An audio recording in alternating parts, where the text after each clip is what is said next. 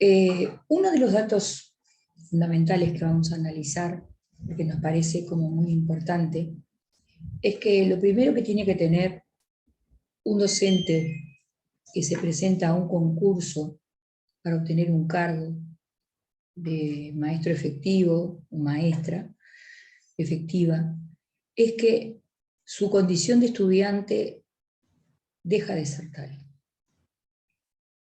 Tiene que actuar con un carácter profundamente profesional, y esto se debe especialmente a que si nosotros no abandonamos esa condición de estudiante y no empezamos a caminar hacia el desarrollo profesional como trabajadores, no estaremos bien posicionados a la hora de estar preparándonos para acceder a un puesto de trabajo en carácter efectivo. Porque eso es lo que posibilita un concurso. Un concurso posibilita tener una estabilidad laboral, posibilita tener un cargo que nos da derechos, deberes y obligaciones. Todas contenidas, tanto los derechos, los deberes como las obligaciones, están contenidas en el Estatuto del Funcionario Docente. Y es obligación de todo docente, una vez que se recibe en los institutos normales, conocer cuál es el marco para el desarrollo de su tarea. El concurso ha sido defendido largamente por todos los docentes de nuestro país, por amplia mayoría, que nos da garantías, es la herramienta que nos da garantías para poder acceder a este cargo. Y tiene distintas instancias de pruebas que tenemos que ir sorteando para poder llegar a una calificación determinada que nos resguarde en el hecho de poder conseguir un puesto de trabajo, ya sea en carácter efectivo o interino, o si no se alcanza determinado puntaje, no tener derecho, que no emerjan derechos a partir de ese concurso. Entonces es un acto de responsabilidad muy grande consigo mismo, porque estudiamos una carrera después de egresar del bachillerato, de la enseñanza media superior, y tenemos unos años por delante que en los institutos normales nos vamos formando como docentes, pero es una progresión que no nos lleva al camino que nosotros pensamos que vamos a ir, porque no es lo mismo ser estudiante de magisterio que ser maestro ya instalado en una escuela. Y en realidad lo que nosotros venimos a conversar hoy es precisamente de esa categoría que tiene que ver con el desarrollo profesional, el maestro ya situado en una escuela, el maestro ya con un trabajo que le garantiza el Estado, que reviste el carácter de funcionario público, que tiene una cantidad de condiciones para poder ejercerlo, y que además es como un compromiso de honor el que uno establece con la propia sociedad, que es garantizar a todas las personas el derecho a la educación. Y en este compromiso que los docentes establecemos, tenemos que ser responsables en el momento de transitar el camino de estudiante a trabajador. Para ello debemos prepararnos para dar este concurso que consta desde hace muchos años de una prueba de ciencias de la educación, que es la base en la carrera docente, en la formación de grado, una prueba de didáctica y una prueba práctica. El total de puntaje son 60 puntos, Y un docente, para ser efectivo, requiere tener más del 60%. O sea, que aquellos docentes que alcancen más de 36 puntos tienen derecho a elegir un cargo efectivo. Y para poder elegir un cargo en carácter interino o suplente por lista de concursantes, tiene que haber obtenido el puntaje entre el 40% del puntaje total y el 60%. Tiene que tener un puntaje mayor a 24 y menor a 36. O sea que un docente que obtiene entre 24 y 35 puntos, ese docente puede optar por un cargo interino o suplente. Estar en la lista de concursantes, lo que le llamamos habitualmente en nuestra jerga. Pero sacar más de 36 puntos implica tener el derecho a elegir un lugar a partir de una lista que se les brinda a los docentes con los cargos vacantes en los distintos departamentos del país, inclusive hasta los docentes cuando se van a inscribir a las inspecciones departamentales o en Montevideo en la oficina de concursos, puede optar por 2 departamentos, puede hacer una inscripción a través de un apoderado, y concursa por 2 departamentos y elige dónde va a dar el concurso. Eso es un derecho que tenemos los docentes, y eso nos permite después, de alguna manera, poder dar rumbo a nuestra vida de acuerdo a la posibilidad laboral que surge en un lugar o en otro lugar del país. Últimamente es muy difícil que en muchos de los departamentos del interior queden cargos vacantes.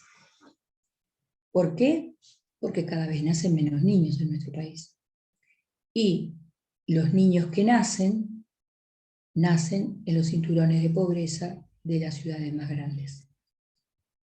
Hay una inmigración desde el campo a la ciudad en búsqueda de nuevos horizontes, de trabajo y todo lo demás, y eso hace que las escuelas más pobladas y que tienen más cargos docentes sean las escuelas de Montevideo Este, de la zona periférica de Montevideo Centro, de alguna zona de Montevideo Este, de Canelones Ruta 5, allí también, y Canelones Costa. En esos ámbitos es donde se concentran la cantidad de cargos vacantes que puedan llegar a quedar vacantes, pero en los demás departamentos del país, cuanto menos población tiene el departamento, menos personas pueden acceder a la efectividad, porque un cargo para ser liberado para una efectividad tiene que tener al menos 17 niños la escuela. Entonces, las escuelas rurales, en general, no tienen, las que tienen maestros, no unidocentes, sino las escuelas que tienen ayudantía, es muy difícil que haya cargos vacantes. Y esto implica que el docente le tiene que ir muy bien en el concurso para poder acceder a un cargo que le dé esta tranquilidad y esta posibilidad de trabajar y desarrollarse profesionalmente en su propio territorio. Esto provoca la migración de los maestros y este inicio no lleva un montón de sinsabores muchas veces, porque estamos preparados como estudiantes, tuvimos una carrera, pensemos que fue muy buena, pero eso no nos da las garantías de que a la hora de concursar tengamos la misma, no es suerte, tengamos el mismo desempeño, porque no es lo mismo preparar un concurso por un puesto de trabajo que preparar un examen para rendir una asignatura de las numerosas que tiene la carrera docente, que lo hace muy difícil. Otro problema que se suma es el poco tiempo que tienen ustedes para estudiar, porque los concursos son en febrero, las clases acaban de terminar el 28 de diciembre, y por más que se inscribieron en tiempo y forma, los temas estuvieron después, y sabemos, por conocimiento de causa y por haber transitado toda la carrera docente, que estudiar cuando ya si uno solo se dedica a eso, tal vez tiene mayores posibilidades que aquellos que son jefes de familia.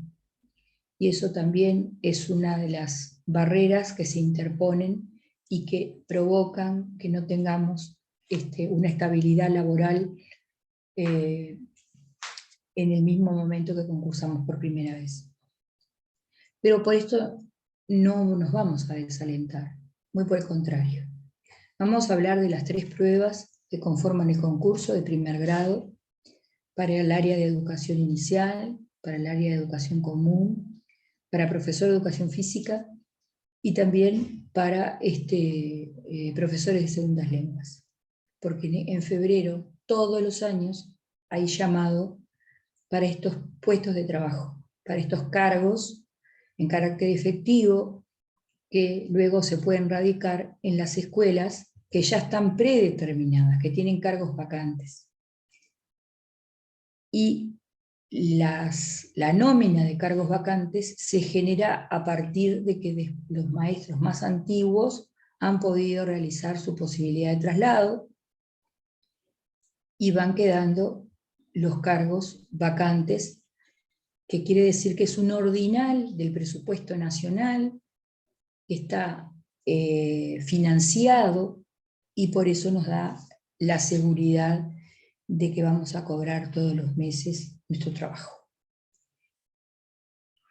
Vamos a hablar un poco de las pruebas teóricas, porque, tal como dije anteriormente, tiene 2 pruebas teóricas y una práctica. La prueba de ciencias de la educación, ya sabemos más o menos por nuestra carrera de estudiante a qué hace referencia. ¿Y cómo nos posicionamos para trabajar en esa prueba? A esa prueba se le asignan 20 puntos. Y dentro de las bases que ustedes deben leer exhaustivamente, porque ustedes deben conocer qué es lo que se espera de ustedes, entonces las pautas generales que orientan el concurso tienen que ser conocidas por ustedes. Por eso son publicadas en la página de la Dirección General de Educación Inicial y Primaria, y eso lo tenemos que leer, porque tenemos que saber a qué condiciones nos estamos sometiendo. No podemos desconocerlo, porque en realidad si desconocemos, después no tenemos derecho al reclamo, porque el fallo de un concurso es inapelable. La prueba de ciencias de la educación es una prueba fundamental, a la cual se le asigna un 20 puntos, que implica prácticamente de los 60 puntos es un tercio. Y según vimos en las bases de este último llamado para el bienio 2022-2023, cada una de las ciencias de la educación, psicología de la educación, filosofía de la educación, sociología de la educación, pedagogía, que son las áreas, y filosofía de la educación. Son 5, y cada uno tiene 3 temas que un tribunal designado por inspección técnica, por maestros con trayectoria, han seleccionado, y en general tienen que ver con los temas más importantes que los profesores de las distintas disciplinas indican que son importantes que se analicen en cada bienio. Entonces, este concurso de Ciencia de la Educación, lo primero que tenemos que tener en cuenta es que Ciencias de la Educación es el conjunto de disciplinas, que ya las nombramos, que nutren a la pedagogía para dar sentido y fundamento al desempeño didáctico en el aula. Nosotros no podemos ejercer nuestro rol docente si no tenemos un sustento teórico firme, con una postura crítica de qué es la educación, para qué debemos ejercer este derecho, para qué las personas deben ser educadas, por qué los niños deben ir a la escuela, por qué son estos contenidos y no otros, en qué fase del desarrollo se encuentra el niño o qué dificultades puede llegar a presentar. Y todos estos temas están involucrados porque nosotros tenemos que tener un sólido conocimiento para poder desarrollar los lineamientos programáticos que se están llevando adelante dentro de las políticas educativas que determina el poder político.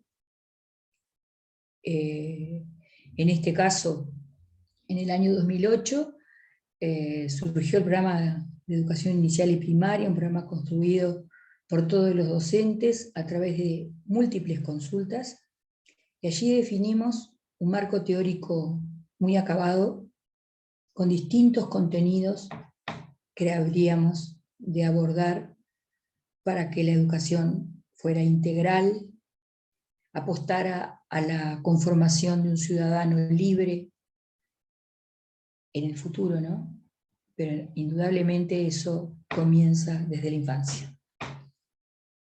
Hoy en día los lineamientos educativos han cambiado y se ha centrado más en matemática y lengua, porque esas disciplinas son fundamentales para el desempeño de cualquier actividad, especialmente la laboral, y es fundante del futuro de los niños que después habrán de transitar los distintos niveles de enseñanza media que son obligatorios.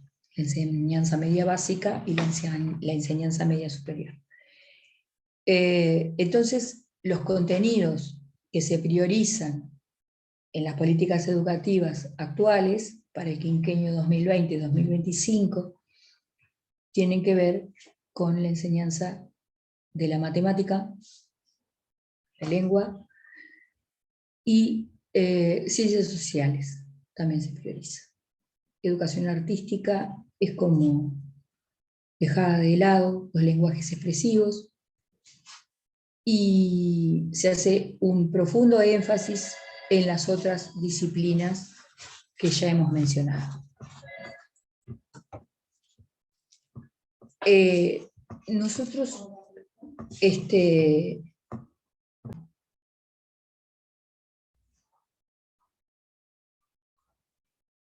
bueno, con respecto a la prueba de ciencias de la educación, lo primero que tenemos que posicionarnos para poder escribir sobre ciencias de la educación es en ese campo disciplinar.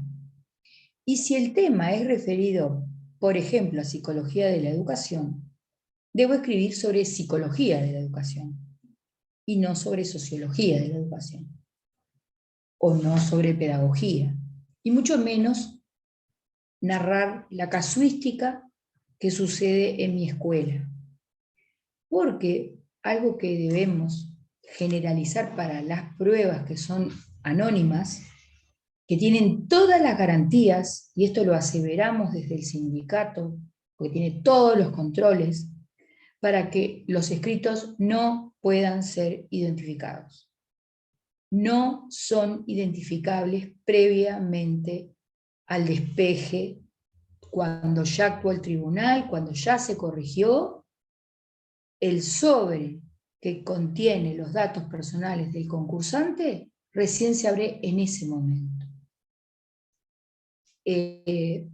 quien pone un velo de duda de que los concursos son identificables, esto es un mito.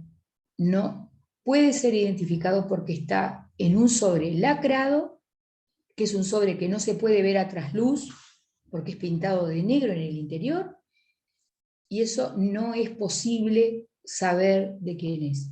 Ustedes me dirán, sí, pero yo justo tengo en el tribunal un profesor que tuve durante el estudio del magisterio.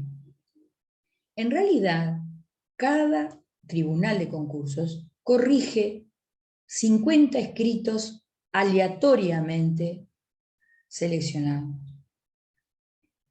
Es no imposible, yo no voy a aventurar a ser tan categórica, pero es muy poco probable que un docente recuerde la letra de todos sus alumnos, porque no tiene un grupo, tiene más de un grupo. Y en realidad, en tiempos donde se presentan trabajos escritos en computadora, difícilmente se conozca la letra del estudiante, salvo porque firma una propuesta. Con respecto a la identificación del trabajo, cuando empieza el concurso, no se puede identificar el trabajo. Por tanto, el concursante no puede poner sus datos en ninguna parte de la hoja, no puede identificar, si las quiere enumerar las hojas, las puede enumerar.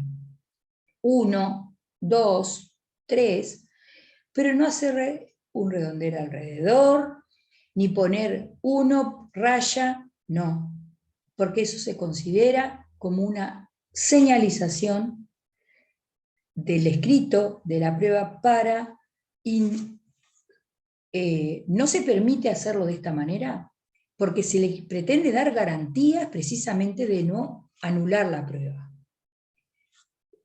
Se han visto situaciones, por ejemplo, que hay quien identifica el trabajo haciendo unas florcitas o poniendo el punto en la I que sea un corazón, que a veces todavía nos quedan vestigios de la adolescencia, y se han visto.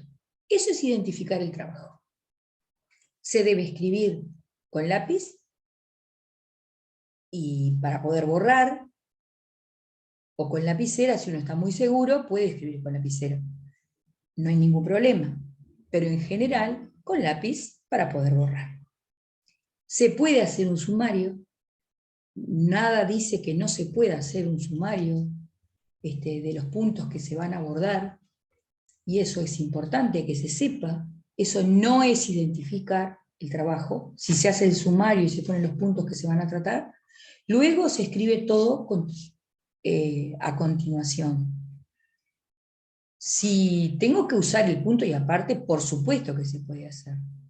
Lo que no puedo hacer es, si tengo que usar el punto y aparte, es en el renglón que no está escrito, hacer algún tipo de dibujo o palabras que no tienen sentido, que solamente están identificando o reiterar determinadas palabras que claramente identifican un trabajo.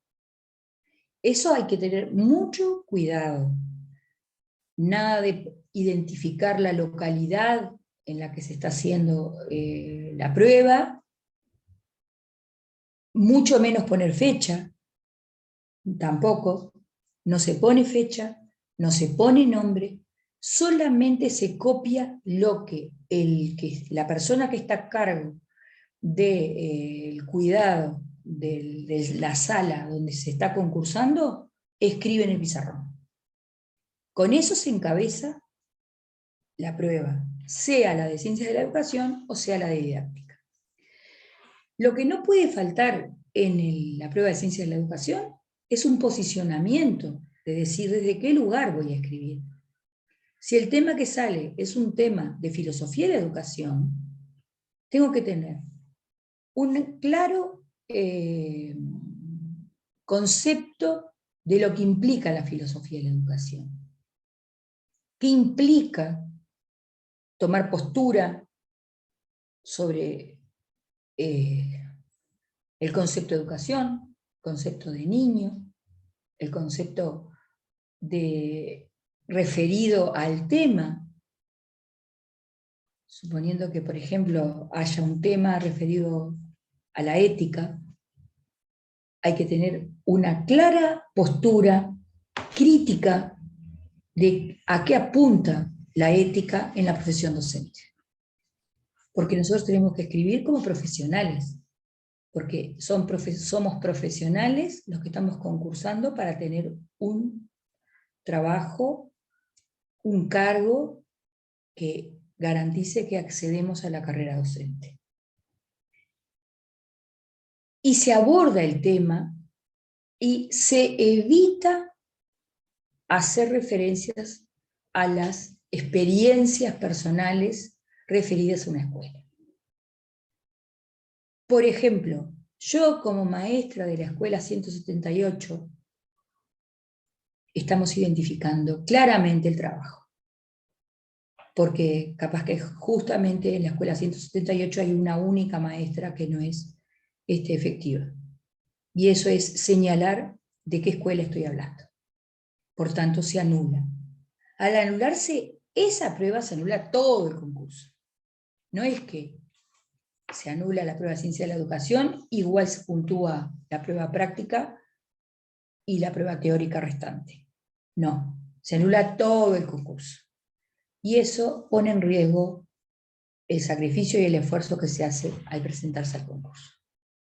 Referido a la prueba didáctica, en general, la prueba didáctica aborda un tema, un nudo, te ofrece determinadas dificultades para su enseñanza. No debemos olvidar que estamos hablando de didáctica.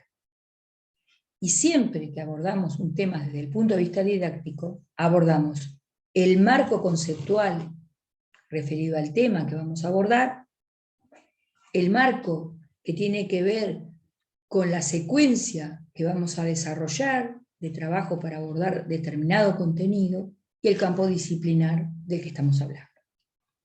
Y siempre tiene que tener la prueba de didáctica una parte teórica que defina los conceptos que se van a trabajar y una propuesta práctica a desarrollar, ya puede ser en la modalidad que cada uno elija, a través de un tópico, de un proyecto, de una secuencia de actividades.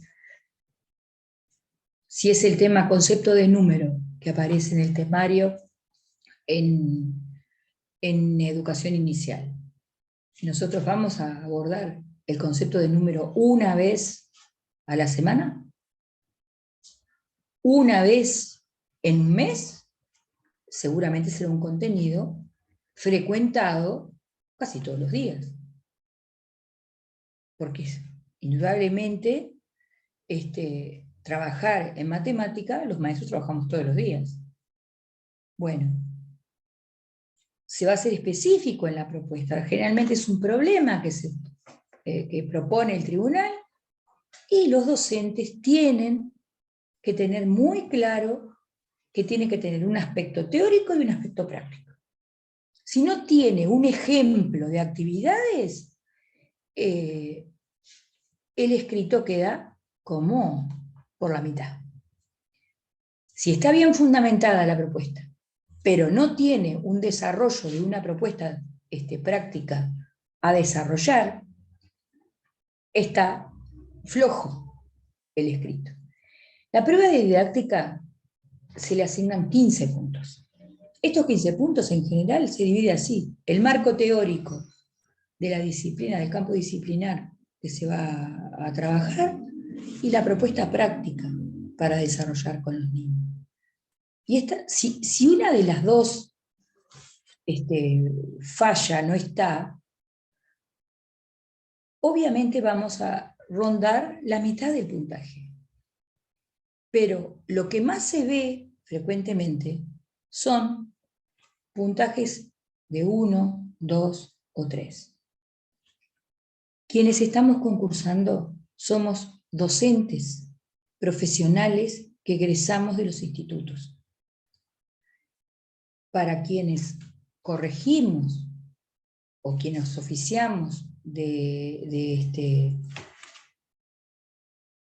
delegados de los concursantes, es bastante vergonzoso ver concursos de docentes con esos puntajes y que solo apelan a que le vaya bien en el práctico para que con esa nota poder elegir un interinato o una suplencia. Y lo digo así porque estamos hablando precisamente de un tema que es clave. Tenemos que estudiar. Pero uno de los conceptos que más se puntúa más sobre los temas que vayamos a abordar es la originalidad. No quiere decir que los tribunales esperen que uno pueda, no es con material a la vista. Por tanto, ningún tribunal va a esperar que los docentes sepan citas de memoria, sepan transcribir, porque estudiar de memoria no apunta a lo que hoy en día se espera de un docente profesional de la educación, que es precisamente la originalidad de la propuesta que plantea, el fundamento que deviene de la reflexión personal que se hace de ese tema, y el estar en situación de enseñanza. Eso es lo que debemos demostrar, que estamos aptos para el desarrollo del trabajo en la escuela. Eso es lo que se espera del docente concursante. En la prueba práctica, que no se rinde ahora en el mes de febrero, sino que se sortea una letra en el mismo día que se desarrolla la última tarea, la prueba de didáctica, en esa instancia lo que se hace es sortear una letra, que es por la que va, una letra del abecedario, que es por la que se va a empezar a desarrollar las pruebas prácticas. Las pruebas prácticas tienen una característica, que se sortea con 24 horas de anticipación, un tema a abordar en una escuela determinada que va a conocer el concursante, porque tiene el derecho de poder ir hasta la escuela y preguntarle a la docente del grupo que se ya sortea, por ejemplo, ángulos en tercer año, noción de ángulo en tercer año. Y es bastante frecuente que uno vaya a la escuela y la maestra dice, no, yo todavía no tuve tiempo, no trabajé. Entonces, cuando nos pasan esas cosas, nosotros tenemos que estar. ¿Cómo empezamos a trabajar la noción de ángulo? ¿La empezamos nosotros? ¿O será que tengo que ir al programa escolar y ver qué se trabajó en segundo, qué se trabajó en primero, qué se trabajó en inicial? Y desde ahí tomar, y ustedes me van a decir, pero tengo 30 minutos nada más. ¿En 30 minutos puedo dar un contenido? No. No se espera que se pueda dar un contenido acabadamente. Lo que se espera es ver la postura docente. Cómo ese docente trabaja con un grupo de 12, 15 niños. Hay veces que solo son 10, porque depende de la asistencia que hay, y más en tiempos de pandemia. Y el tribunal que está viendo cómo trabaja el docente, la docente, en general la docente, porque somos más mujeres, lo que se ve es la postura frente a la enseñanza y cómo el niño establece ese vínculo de ida y vuelta donde enseñamos y aprendemos todos.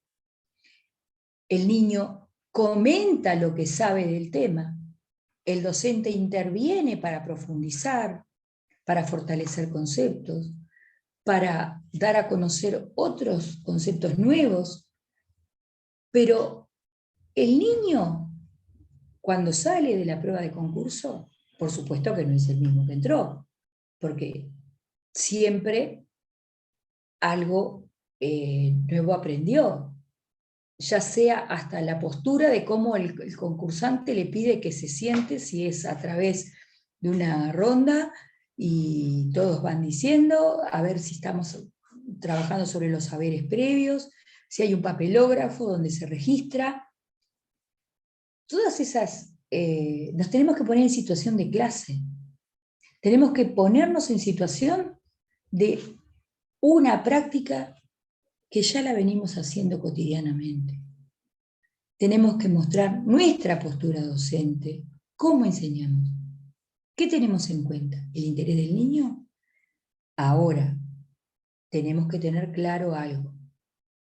Muchas veces los niños quieren contar algo de lo que les sucedió en la casa y nosotros estamos en una prueba de concurso donde tenemos que tener algunas habilidades para que ningún niño que viene con mucha ansiedad de hablar de determinadas cosas que le sucedieron en el recreo, en la casa o cuando llegó a la escuela, decirle, bueno, no, ahora estamos hablando de esto, luego tú me vas a contar, porque yo te voy a escuchar. Si nosotros tranquilizamos al niño de esa manera, el niño va a permitir que nosotros podamos, por lo menos, desarrollar nuestra práctica. ¿Se pretende que un docente concluya con el abordaje de un contenido? No, porque es imposible que en 20 minutos se logre eso. Pero sí debe estar planificado y tiene que tener proyecciones esa planificación. Tiene que tener, por lo menos, ¿y cómo sigo después? Hoy voy a trabajar esto. ¿Y después qué? La proyección tiene que aparecer. Y el objetivo tiene que ser claro. El objetivo que me propongo, el propósito, ¿sí? Tiene que estar bien claro, bien especificado. La fundamentación no tiene por qué ser de varias páginas. Porque una clase de 20 minutos o de 30 minutos no puede tener una fundamentación más allá de una carilla. O sea que pensemos bien, organicémonos. Lo mejor que hay es el trabajo en equipo, formar un equipo para concursar, pensar que lo que no, tal vez no se me ocurre a mí, hay otro compañero que me lo va a aportar. Entonces, pensando de esa manera, juntándome tal vez con compañeros de la escuela, que se fortalece el equipo y entonces eso es muy saludable, porque estamos todos en la misma situación y nadie es tan sabio que se las sepa todas, ni es tan carenciado que no tenga nada para aportar. Tenemos que confiar en nosotros mismos, pensar que esta instancia de concurso es crucial para poder avanzar en nuestra carrera docente y que la estabilidad laboral hace que estemos emocionalmente también más estables. Porque saber a dónde voy a ir a trabajar el año que viene es muy grato, porque estamos construyendo comunidad. Espero que estas pautas les hayan servido. Vamos a continuar con este ciclo aportando algunos temas de concurso, no solamente que vamos a grabar durante este año, sino que vamos a recurrir a todo el acervo que tiene que hacer educativo de charlas de años anteriores, donde los temas ya fueron dados tal vez con otro nombre. Pero lengua oral, por ejemplo, en primer nivel, es un tema que recurrentemente aparece en varios bienios. Entonces, nombro esto porque es fundamental trabajar el tema, por ejemplo, lengua oral. Entonces vamos a aportarles a ustedes ese tema brindado por distintas personas o por la misma persona para que ustedes vean cómo van evolucionando las conceptualizaciones, cómo vamos estudiando, porque quehacer educativo tiene que ver con esta propuesta de innovación y de investigación y de estudio de los distintos temas, y daremos a ustedes la respuesta de que la herramienta de la revista Quehacer Educativo es una herramienta vigente, válida, que no tiene recetas, porque en realidad lo que queremos es que ustedes mismos sean productores de su propio currículo, porque cada uno conoce la realidad en la que trabaja. Buenas tardes, seguiremos encontrándonos.